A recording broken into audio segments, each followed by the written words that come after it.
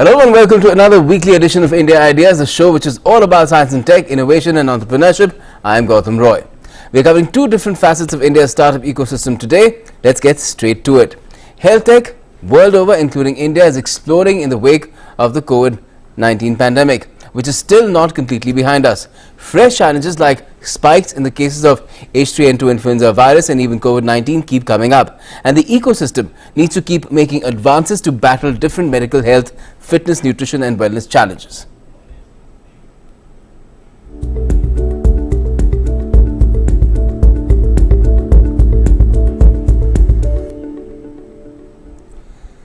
So inventiveness, innovation, emerging tech remain the answer to meeting India and the world's ever-evolving healthcare challenges. And disruptive health tech remains the need of the hour, whether it comes to preventing, managing or reversing lifestyle diseases like diabetes and heart ailments are concerned, or for that matter even cancer. Let's speak with representatives of two such startups which have different approaches to solving a wide range of health problems, but the same goal to make a happier, healthier India and the world. We've got with us today Dr. Vedam Ramaprasad, CEO of MedGenome, which is a leading genomics-driven research and diagnostics company. It says it has developed algorithms and tools to correlate genomics data with clinical and phenotypic information to provide deep insights into complex diseases at genetic and molecular level to enable personalized medicine. And we also have Rohan Verma with us, co-founder and CEO of Breathe Wellbeing, which is a Gurgaon-based digital therapeutics company, which says it has a clinically verified digital program to help people prevent, manage and reverse type 2 diabetes.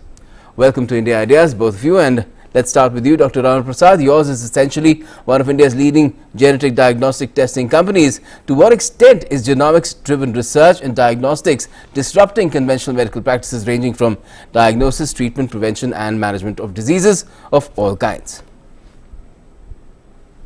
Thanks for having the show. Genomics is basically reading the code of the life. Okay. So whether it is disease or a healthy state, it is all written in the code of life. And the lifestyle and environment plays a second fiddle, and depending upon what is there in the code of life of a human or any organism, the rest of the things follow. Today, whether somebody likes it or not, genomics is creeping into every specialty and subspecialty of medicine. Whether it's a prevention, screening approaches or treatment, whether it's a cancer or rare diseases, the impact is huge, and it's only we are just scratching the surface. We will see in the future, next 5 to 6 years to come, this will take over many conventional methods and also complement several of the conventional methods today we are doing, and it will offer what you call as a true precision medicine or personalized medicine, which will be much more accurate both in terms of diagnosis and treatment. Okay, sounds great. Now, Rohan, what can you tell us about Breathe Wellbeing? It's essentially tackling type 2 diabetes, covering the full range from prevention to reversal. Does it follow a process which works in tandem with the medical practitioners and the diabetologists, or is it something different altogether? So yes, it works in parallel with what diabetologists and doctors are already recommending in terms of their pharmacotherapy. So what Breathe Wellbeing does is we use a very unique 4Cs approach driven through coaching, one-on-one health coaching, our community, our curriculum and champions to deliver our protocols in diet, exercise and meditation that help people prevent, manage and reverse type 2 diabetes, and the technical word is type 2 diabetes remission, and it's working in parallel with the pharmacotherapy or the medicines that the doctors are already using for their patients. Okay. Now, Dr. Ramaprasad, genomics is an evolving field in medical science. You yourself said that. Now, the general perception is that it has limited applications in terms of determining fetal health, figuring out predisposition to certain diseases of otherwise healthy individuals, and that it is also expensive. Now, to what extent is that a misconception? To some extent, it's a misconception. I won't say it is completely a misconception. We need to consider this in two ways. One, those diseases where only genes play a critical role, where the applications are huge and it's unraveling every day. But there are certain formidable barriers, as you mentioned. Costs are a significant barrier, especially countries like India. Second, infrastructure that is needed to basically decode the DNA sequence, understand, are a barrier. But otherwise, taking these two, three barriers, the applications of genomics in rare diseases, oncology, there are certain segments where the applications are significant. Whereas if you look at common diseases like diabetes, hypertension and all, I would say at this point of time, the field, applying this field into the common diseases is still nascent. A lot of evidence is coming at a research and translation level. There's a significant amount of evidence that has come. But how do we put into everyday practice, whether it's in screening approaches or prevention or diagnosis or treatment, is something that methods, the technology is slowly evolving. We expect in the next 4 to 5 years, this field also has a good number of applications on the genomics. All right. Now, Rohan, Breathe Wellbeing says it has a clinically proven digital therapeutic program to a diabetes-free future for India, which is otherwise the diabetes capital of the world, with over 200 million patients suffering from chronic lifestyle diseases such as type 2 diabetes, PCOD, thyroid and hypertension. Now, how exactly is it clinically proven?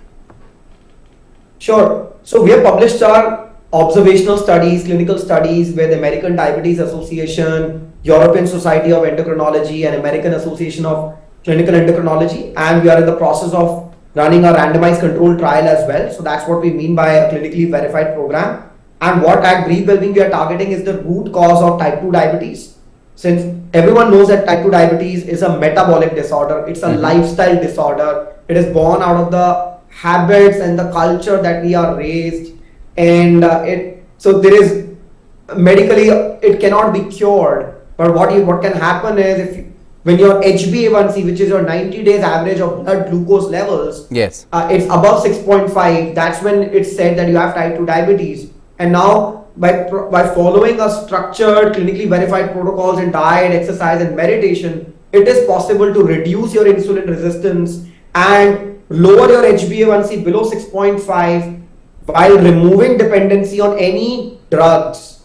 That is what type 2 diabetes remission is all about. And that's what we help our patients. We call them athletes in our program. That's what we help them in achieving. And what it means for a patient is the aspirational state. If I'm a type 2 diabetic patient right now, my most aspirational desired state is I'm able to live a normal, symptom-free, complications-free life where I can actually eat gulab jamun or jalebi and still not stress out about what's going to happen tomorrow morning when I kind of check my sugar, or the aspirational state is preventing any surgeries that typically any diabetic patient sees in 7 years, 8 years, 10 years, avoiding that, or the day-to-day pricking or the day-to-day consuming drugs like metformin, insulin. So it works in parallel with pharmacotherapy because the problem has been adherence to lifestyle modifications, and that's exactly where Breathe Wellbeing comes in, where doctors are also needing support, that they are aware that the first line of defense against type 2 diabetes is lifestyle modification and type 2 and diabetes education.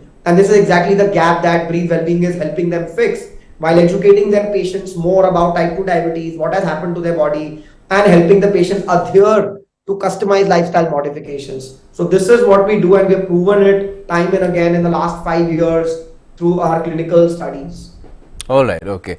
Dr. Ramprasad, where is genetic diagnostics really headed worldwide, and what kind of a share can Indian health tech startups claim for themselves in that ecosystem till about 2030? The estimates today is that roughly about 20 to 25 billion dollar is the global pure genetic diagnostics market, which is growing at roughly 10 to 12% CAGR. And currently, Indian market is very nascent. We are somewhere around 450, 500 crores. But there is a big opportunity for India, especially considering that sequencing is all about data. And we are, as a country, are pretty good on data analytics, on software, and it doesn't require too much of infrastructure. We have good skill set here. So if we apply all the nuances of the software field, how we have evolved here, I think there is a good opportunity for India to grab a major share. So we need to put the right steps, both in terms of the industry, in terms of regulation, as well as the private companies, how they contribute to the sectors. All right. And Rohan, the Indian government is building a digital infrastructure and database to ensure cost-effective universal access to quality healthcare in every corner of the country for every citizen. Now, to what extent is that going to be helpful in attaining your company's goal of a diabetes-free India? So absolutely, our mission is a diabetes Mukt Bharat, and government, while it's promoting and building digital infrastructure, we have to remember that what we have built is a digital therapy. That means the diabetic patient no longer needs to step out of his house. He can actually follow the protocols, build habits to adhere to these protocols from the comfort of his or her home. So what that means is all we need is a digital infrastructure, the penetration of internet to happen in tier 2, tier 3 towns and cities. And what we are seeing at Breathe Wellbeing right now, we have in this country there are 150 million type 2 diabetics and pre-diabetics, and we are receiving patients with type 2 diabetes and pre-diabetes from 500 towns and cities right now. 60% of our patient population coming to us is coming from word of mouth, and they are coming from tier 2 and tier 3. And this is where government has to step in, and they have been doing an excellent job, and they have to continue doing that job of investing in the digital infrastructure and improving access to quality healthcare. So like I mentioned, it is a lifestyle disorder, and what is lacking in the population of type 2 diabetes is right now is that firstly it's a lifestyle disorder that can be prevented, and it is possible to tackle it by taking into remission, which we call as type 2 diabetes reversal in layman terms. And it can happen in parallel with the pharmacotherapy that is being currently consumed by the patients. So this is where the government has a very important role to play, both in terms of the education, ensuring the consistency of the education, and ensuring that a very affordable program like Breathe Wellbeing or many others like who are trying to enter this space are able to cater to 150 million type 2 diabetics and pre-diabetics. And just to remind our viewers and you as well, the burden of this on our healthcare. So it's out of the $2 trillion economy that India is, around 10% of that is healthcare, and majority of the expenditure in healthcare is borne by type 2 diabetics. That's the contribution of chronic disease people. So if you're addressing this, you're literally unlocking like 5 to 10% in our GDP terms in the country in the next 10 to 15 years. Well, let's hope that sees a lot of progress in the coming days, and so does genomics, which is fairly nascent in India, but that just tells us that it has a lot of room to grow as far as all kinds of disruptive health tech is concerned. Thank you so much for joining us today and talking about it, Dr. Ramprasad, as well as you there, Rohan. Thank you. Thank you. All right. Now it's time to talk about India's digital payments revolution, courtesy UPI, or Universal Payments Interface, which a report says has recorded its biggest year-on-year growth of 74.1% in transaction volume as of January 2023. That makes it India's own fintech marvel.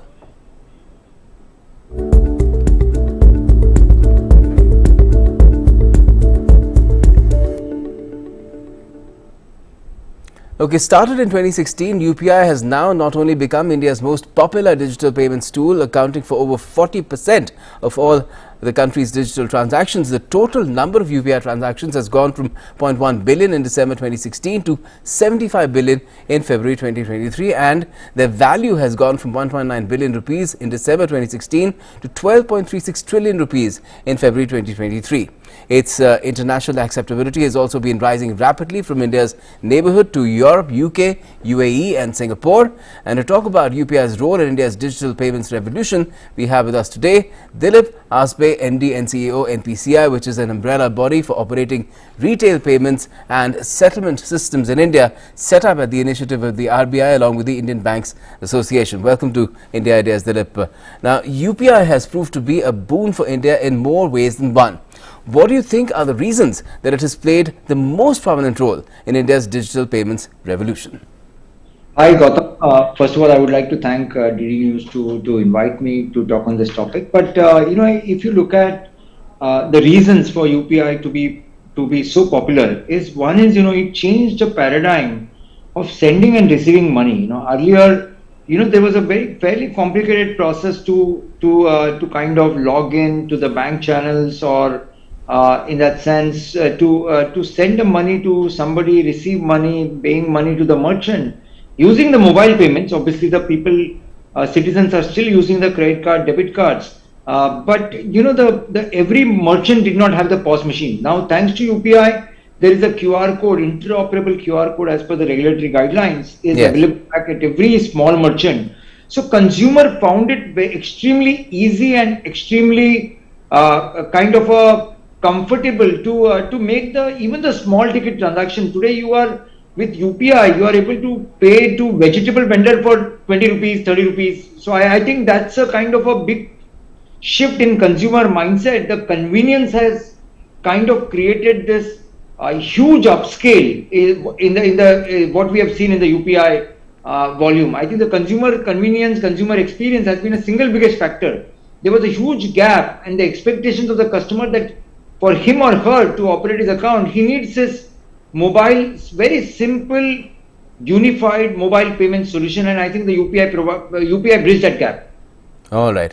Now, another area where UPI has made rapid strides in recent times is its international acceptability, with its benefits also being showcased during India's G20 presidency by the Prime Minister and other top government figures. Where do you see its global footprint going among all 7 continents?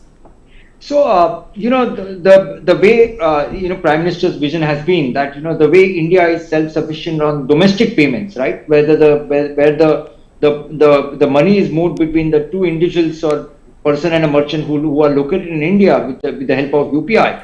Now, the Prime Minister's vision is in next 10 to 15 years time, India gets self-sufficient in terms of our cross-border payments as well. And, this cross-border payments includes the merchant payments, which is the Indian diaspora, Indian travelers which are visiting the other countries, or the Indian diaspora when they want to send or receive money from their the bank account which is located in the other countries, right? So I think that's the vision. Obviously, it goes without saying that these are fairly time-consuming and a long-term projects. But we are going to be patient for India to kind of build this account-to-account bridge between the real-time payments rail of the other country and the real-time payments rails of the India. So, for example, take example, India, Singapore launched this, Prime Minister Modi and Prime Minister Lee launched this real-time bank account to bank account transfer between the bank account in India and bank account in Singapore, right? So, I think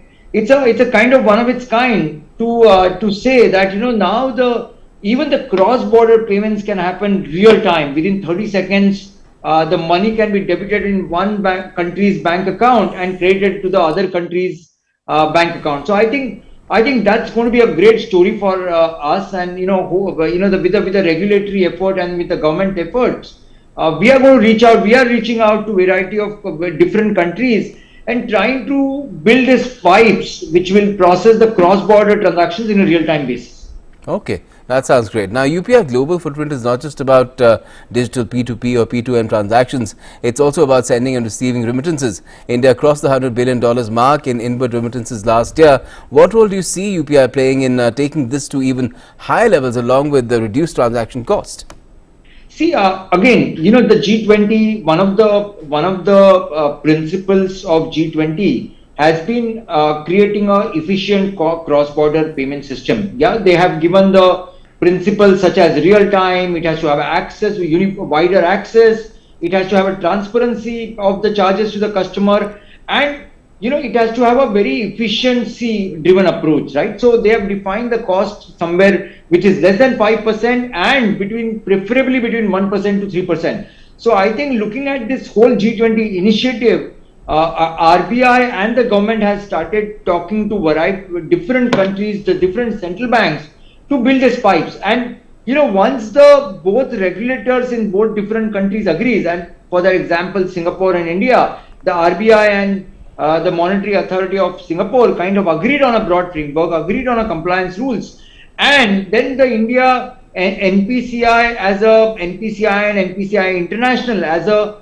executing agency for the vision of the RBI and the government, we kind of connected our systems back with the PayNow in Singapore, which is a very similar real-time payment systems in Singapore, like UPI in India, and both the systems are able to talk to each other and and give the access to both side bank accounts to kind of freely move the money between each other between each other real time and at the very affordable and reasonable cost.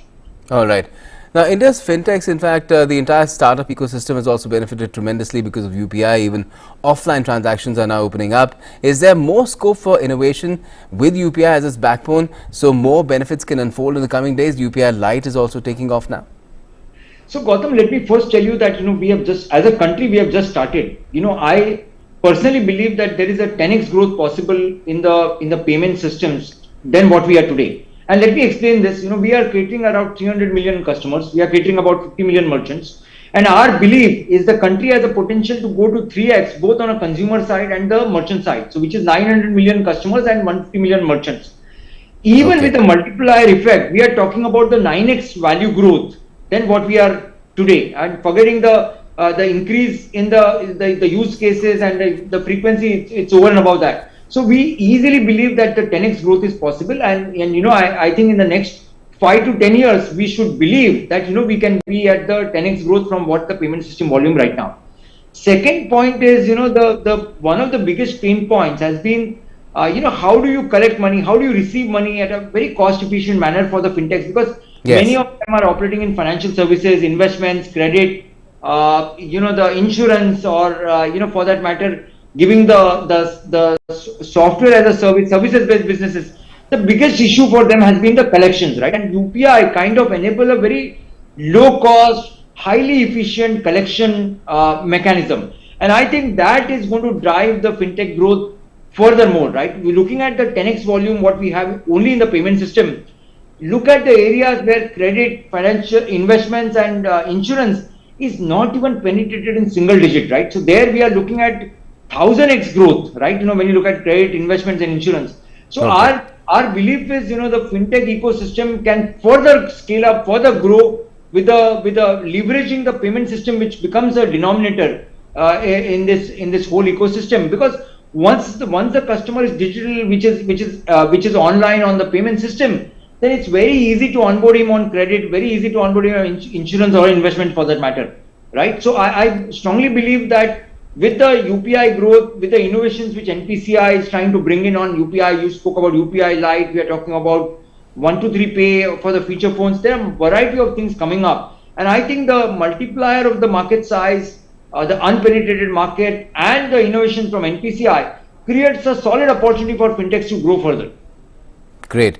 Now, the final question that I want to put to you is, because we do have time to squeeze in another one, is the NPCI has been built as a non-profit, but at the same time, it's spent a lot of money, it's hired a lot of professionals to build this sort of a backbone for the country, which is powering its digital transactions. At the same time, it needs to make some money as well to keep things going and, build even more on what it has done. And there are some concerns about, people thinking there will be limits on transactions, the P2P, there might be some transactional charges that might come in later on. There is some concern related to fraud as well. There were some figures that were shared in Parliament recently as well. So how are you looking to address those issues? So see, NPCI has been built up as a public good infrastructure by RBI and the government. And I think NPCI will have to make profits because it has to redeploy the profits back to innovation, back to That's right. So I don't think there is any concern on NPCI side as far as the innovation and the institution is concerned, because NPCI has been built to last for next 200 years, in that sense. The second point is, I do not think even there is a conversation on charging the customer, right? All the payment systems as far as UPI is concerned, it's completely free and consumer will never have to pay the charges. Now the government. I'm glad that you're putting that out. Yeah, so the charges are only for the merchants, because merchant is actually the user of the payment system, and there also to broaden the ecosystem, the government has declared that MDR is going to be zero for UPI, but at the same time, government is kind of created the digital incentives so that while merchant does not pay, there is a reasonable incentive which has been given to the banks, NPCI, and the ecosystem to kind of continue the growth, right? And I believe that today we are well poised to look at the investments that are going to come in the payment system, or the expansion of the market, number of fintechs, number of the customers which are going to be onboarding, the number of merchants which we need to onboard. So I think it's a fairly healthy environment right now. Obviously, there is a discussion which is happening on whether we can charge the larger merchants, whether we can charge the and continue to give the smaller merchants, because what we need to protect, Gautam, is the smaller merchants, and government is very clear on Yes. that part. And what about limits on transaction? No, look, I'm just saying that today the limits are applied only from a risk management standpoint. Today, there are, for a P2M transaction, there are no limits in that sense. And, Okay. the value limit exists because it's a retail payment system. So value limit is about 2 lakh for the verified merchant per transaction, and also 5 lakh for the IPO or the ASBA related transaction, which are fairly large, Gautam. I don't think there is any need to tinker around that. I think it's a fairly robust system. We work with RBI very closely, and from a risk management governance standpoint. So I believe that even in the current framework, even in the current existing ecosystem, I think the ecosystem is fairly excited with the opportunity opens up, the growth, 10x growth, which is possible in next few 5 to 10 years time. I think we have just started, Gautam. I think we see a very healthy, very positive outlook for the payment systems in the country for the years to come. Oh yes, sounds really good, and I'm sure this will really go forward at fiery pace, because that's what the country's economy is also doing, and of course the NPCI is powering it through UPI to a large extent. Thank you so much for joining us to talk about it this evening, Dilip Aspe. Thank you. Well, that's all we have for the moment in this edition of India Ideas. Do tune in next week as well, same time, same day, which is Thursday, 8 p.m. for more on India's startup ecosystem, robust and going strong very much each and every day. Stay tuned to DD India for all the latest as well.